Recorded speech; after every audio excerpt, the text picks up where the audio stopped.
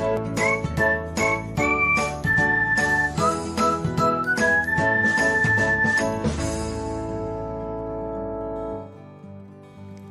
everyone, welcome back to another episode of Technologyglance.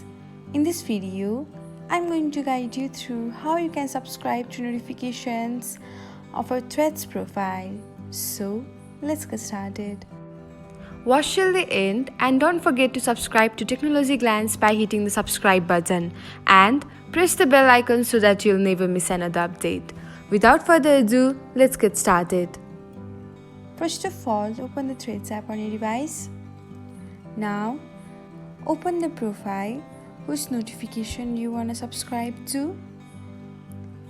After that, you can find a bell icon next to the Instagram logo.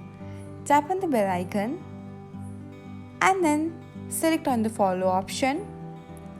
And that's it. This is how you can subscribe to notifications of a Threads account on iOS. Thanks for watching. If you found this guide helpful, we will love it if you hit the thumbs up button below.